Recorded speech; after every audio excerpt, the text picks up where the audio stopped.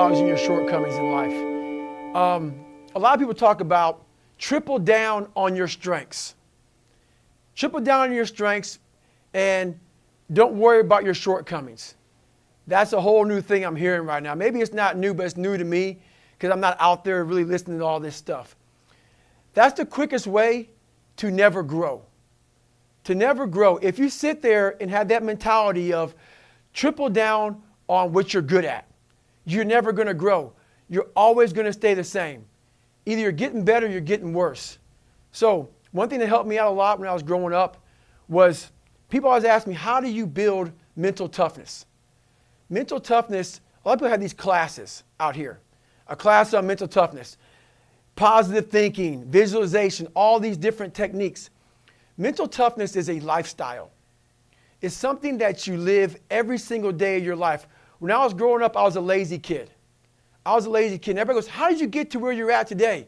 How did you get to where you're running 200 miles at one time in 39 hours, being so disciplined? It started off, honestly, with recognizing that my bedroom was dirty. My bed wasn't made. I lived a sloppy life. So I took very small increments in my life. I started making my bed. I started cleaning my room. There were dishes in the sink. It started off with doing small house chores. I saw that the yard needed to be mowed. So instead of being told it needed to be mowed, I would mow it. I started doing things, coming outside of my lazy ways to become better. And through a period of time, your brain doesn't like it, but it starts to realize this is a new way of thinking. We are now doing things that we are uncomfortable doing. We are doing things that we don't want to do. So the brain starts to slowly grow. And let's say you don't like to get up early in the morning time to go run. I hated it. I still hate it. You do that. You live uncomfortable to gain growth. You have to have friction in your life to gain growth. And the only way to do that is to make yourself uncomfortable and get to the point where instead of running from the things you don't want to do, you actually face them and start to gain more and more growth in your life. So that's how I approach all those things. Self-talk, for me, has been the biggest thing in my life. A lot of us have a dialogue that is crap. It's a crappy dialogue. We live in a world right now that is very external. Everything is very on the surface, superficial. Everything. And what we're telling ourselves is what we see on TV, is what we see on Instagram, is what we see on Facebook. And we're telling ourselves stuff that doesn't really penetrate to our core, to the inside of our soul. So our self-talk is like, what am I going to wear today? How am I going to look today? I need to act this way today because this way is cool. My self-talk became something that actually made me better. And I had a whole bunch of negative things in my life. And to get to the self-talk portion of it first, you have to quiet all of the phones and social media and all the negativity of the world to get to even hear your own self have a self-talk. You can't have self-talk if you're hearing someone else's dialogue and what they're putting out on social media, how they want you to act, how they want you to dress, how they want you to talk. Everything out there is you're trying to keep up with somebody. You're not trying to find your own self. So you have to clear away all the crap. And how you clear away the crap to even get to your self-talk is you have to get all of the noise of all the crap of the world out of your head. So I call it going to a dark place. You have to get the noise out, quiet your mind down, get all the static out before you can even have a real conversation with yourself. And that self-talk, a lot of times it's very negative because of all the stuff we see on TV, all the stuff we see on social media. You have to create a positive dialogue. There's something I do that I have a demonstration. And I make somebody very strong, and I can make him very weak within 3 seconds. I put self-talk, I put my own voice in their subconscious. And I do something to them that makes them very weak. And they wonder, how in the world do you do this? I do it because I'm putting my own dialogue in your head. I'm telling a person that you're insecure. I'm telling a person that you're weak. And I'm able to make this person almost, They have no strength. And then I give it right back to them. And all day long, we are feeding ourselves the wrong self-talk. It's negative self-talk. So all day long, I'm putting the positive self-talk in my subconscious. I'm making sure that I'm walking around all day long, giving myself the proper fuel to attack the world. That's why I work out hard every day. I work out hard every day because I know the first thing in the morning what I do is I clean my room, I clean my house, I go for a run, I work out. I want to win the war in the morning. Because the second I leave my house, the second you look at your phone, the second you turn the TV on, you're in a battle. All this negativity is coming at you. But if you're able to fuel yourself in the morning, win the war in the morning so you have the strength to face what you're going to face in the world. The world's going to come at you with lefts and rights. You have to have the right kind of mentality. And that starts by not hitting the snooze button. It starts by waking up. No, you don't want to do it, but that gives you the strength because you did it.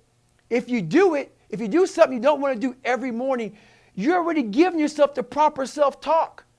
You're already giving yourself the proper dialogue to attack the people that don't like you, to attack your insecurities, to attack what the world's going to give you. So self-talk comes from belief in yourself. If you're giving yourself self-talk, positive self-talk, but you don't believe it, it's not going to come true. You have to put the work behind what you're saying and believe what you're saying to yourself for that self-talk to become a reality in your subconscious. So no matter what anybody says to you, no matter what you hear, you know the truth. And you're living through the truth, and no one can penetrate that. No one. So one thing I developed in my life going through hard times is a cookie jar. The cookie jar is all of us have a story. We've all overcome so many things in our lives, but we forget them. And a lot of times we don't spend enough time like reflecting back in our lives, realizing how great we truly are. We go through something, we put it back, and we go on. And life is going to always challenge us, always challenge us. And during that challenging moment, we panic. We forget who we truly are. That cookie jar that I designed for my brain is something that in that 1 second of panic, we lose our mind and we also lose how far we've come in life. You take that 1 second, go through your cookie jar, grab something in your mind, look at it, read it, open it up. Oh, I was in 3 hell weeks. I graduated 2 of them. That's a cookie. It reminds yourself just how hard you are, and it puts you right back into the right frame of mind to overcome whatever's in front of you. And usually, whatever's in front of you isn't as big as we make it out to be. We start to make these very small things enormous because we allow our minds to take control and go away from us. We have to regain control of our mind. And that's what the cookie jar is. It's gaining control of a situation that isn't that big. Most situations in life aren't that big. And if they are that big, usually we can find the strength to handle them just through having the right mental process. The 40% rule is something I designed also when I was growing up. I realized when I was 300 or almost 300 pounds and I lost all the weight to become a Navy SEAL, I realized that I could have lived the rest of my life being a 300-pound person, never knowing what was truly inside of me. I could have been happy with that person. I was living at about 40%, maybe not even 40%. So in life, like a car, a lot of cars have governors on them. A governor is something where, let's say the speedometer says 130 miles an hour. You put a governor on a car, it may only go 91 miles an hour because that governor stops that car from going 130. We do the same thing to our brain.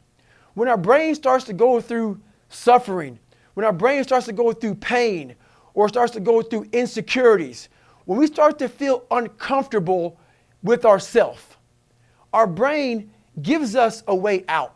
And that way out is usually quitting or taking the easier route. If we're able to look at ourselves and face whatever we're running from, you start to gain more percent on top of that 40. you start to realize, okay, you start to slowly take that governor off your brain. We can do a lot more than we think. And like at work, a lot of us have a horrible mentality at work. We go to work, we put all these negative things in our brains, and it starts to cap our potential. We cap our potential by saying we're giving 100%. No one's really giving 100%. Usually you're giving 40% because that governor is stopping you. You feel pain, you feel suffering, you feel discomfort, you stop right there. Everybody has a wall in their mind. It's a wall, and it stops us from going further. Most walls have a door or a window. You have to find that. You have to have the courage to find that. And once you open that door or that window, you'll realize how much further you can go. And you're going to continue hitting doors and windows along this journey. But you have to have the courage to open them up to get to that 100%. So it's all about having the courage and realizing that we have a governor. We have to push past that governor and past our own mind games.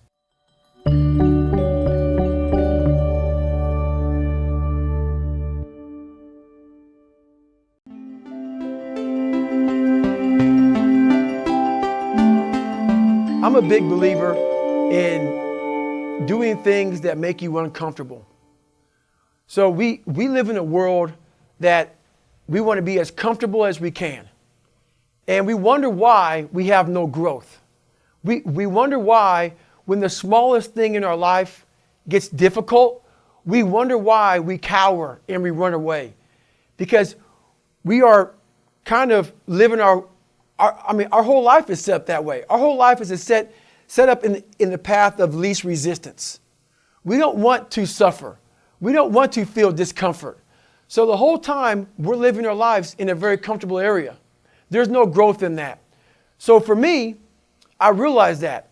The reason I became 297 pounds is because that was comfortable. What was very uncomfortable was running. What was very uncomfortable was being on a diet. What was very uncomfortable was trying to face things that I didn't want to face. And I also realized when I was really big, I had no growth. Why? Because I was living comfortable. So I realized for me to find growth, I had to face all these different things that made me very, very uncomfortable. One thing I faced was running. I absolutely hated running. But I knew for me to grow, I had to do this thing every single day. I wanted to start callousing my mind. I wanted to start becoming a better person. And how you become a better person, how you gain mental toughness, how you become the person you want to be, is constantly facing the things that you don't want to face. If you constantly run away from things that you don't want to face, how is there growth? How is there mental toughness? I can give you a class all day long about self-talk, visualization, eat an elephant one bite at a time. But if you're never putting yourself in a situation to actually practice these things, you're never going to grow. I can't put you out there we're all going through a battle in our mind. A warrior is not a person that carries a gun. The biggest war you ever go through is right between your own ears. It's in your mind. We're all going through a war in our mind, and we have to callous our mind to fight that war and to win that war. So, one example I can give you about callousing your mind, about doing things that make you uncomfortable. There's a book out there called Lone Survivor. And there's a guy named Marcus Luttrell. He was on an operation where a bunch of guys died. And I knew all the guys that died. And I know Marcus Luttrell very well. This story touched my heart. And I basically went out there, found a foundation to raise money for it, called the Special Operations Warrior Foundation. You give 100% tuition for, let's say your dad died in the war. He was a special operator. If that guy had a kid, you get 100% tuition to go to college. Great foundation, great people working at the foundation. I'm going to do this. So I Googled the 10 hardest races in the world.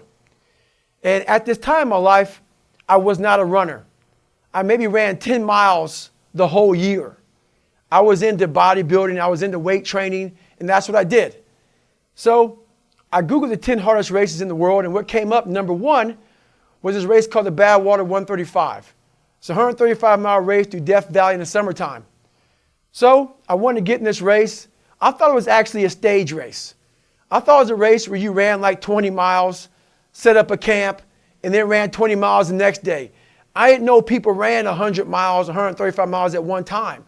You know, I know it's even possible. I had never even run a marathon. So I called the race director up. His name was Chris Kosman. And I called him up on a Wednesday. And this is in November. He said, David, to qualify for my race, you have to do 100 miles. And I said, 100 miles in a calendar year? I didn't know what was going on. He said, no, 100 miles in 24 hours or less. And I thought that was humanly impossible. He said, so you got to do that in 24 hours or less for me to consider you in my race. He goes, there's a race on Saturday. And I called him up on Wednesday. It was that 4 days for me to get ready for this race. And I had run 10 miles the whole year. And so he said, if you qualify, if you do 100 miles, 24 hours or less, I might consider you in my race.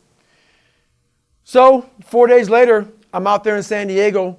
And the race was called the San Diego One Day, where you run around a 24 or around a 1 mile track for 24 hours to see how many miles you can get. And so I go out there. I didn't know what I was doing. I had mild plates and Ritz crackers. And I had a blue lawn chair. That's all I had. And I was going to see my crew person every single mile. And I was going to drink Mileplex and have a Ritz cracker. They had no water. I had nothing. Went out there, got to mile 20, wasn't feeling too bad. Around mile 30, I started feeling my shins starting to get extremely sore. And I started to develop stress fractures, shin splints. I started feeling the metatarsals in my feet starting to break at around mile 50. By mile 70, I was totally destroyed. And I sat down in this blue lawn chair. And I was destroyed. And when a bigger person sits down, I don't know exactly how much I weighed, but I was extremely big. I was a power lifter, lifted a lot of weights, and I was not an endurance athlete by any means. So I sat down in this blue lawn chair, looked at my crew person, and I literally couldn't stand up. I was destroyed. And I couldn't go to the bathroom. I couldn't stand up to go to the bathroom. So I sat there and I went to the bathroom myself. I was destroyed. And I was I was discolored. I was pale. I was dizzy, lightheaded. I was in the worst shape of my entire life. I've been in 3 hell weeks, Ranger School, all these different training programs. And this was the worst situation I've been in my entire life. I thought I was literally dying. And all I could think about was, how can I get out of this chair? I have 30 miles to go. And everything I had gone through, I realized that the human mind, if you can put it in a very quiet, calm place and get it to calm down and not be so spastic, that you could possibly make this work out for you. How bad are you really? So I calmed myself down, and I had to make this enormous thing small. I had 30 more miles to run, and my body was in the worst shape in my entire life, the worst pain I ever felt in my life. So I broke this 30 miles thing down. I broke it down to small chunks. I calmed my mind down. I had to get water, had to get potassium, had to get sodium.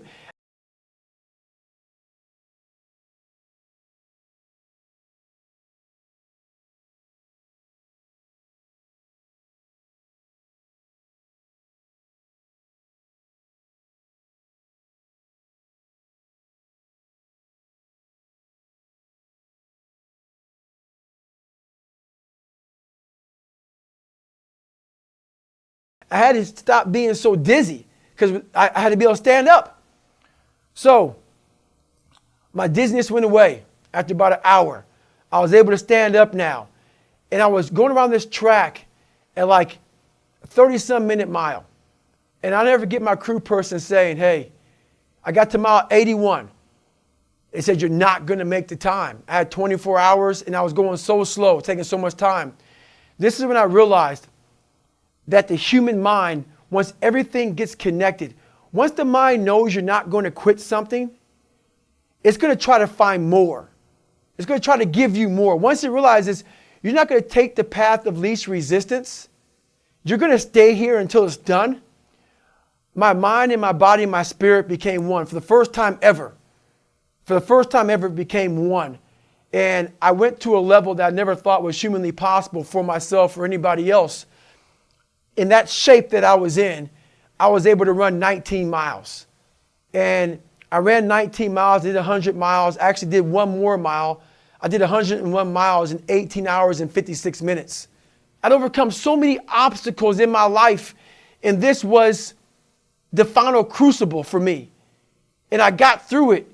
And at the end of this race was such clarity to me. And it was just the most amazing thing I ever do in my life.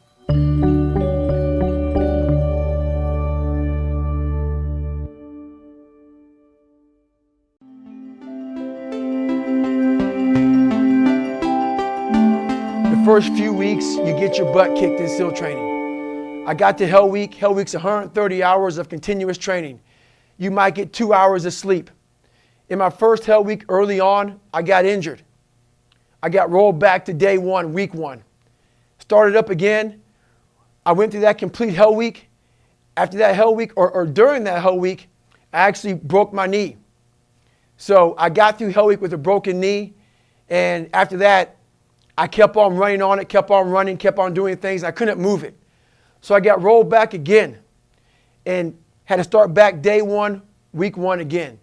And this time they said to me, you're only going to get one more chance to go through. No matter if you get injured, no matter what happens, only one more chance.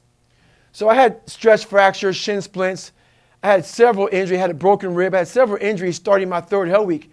But through this period of time, I was developing this thing called my own personal cookie jar.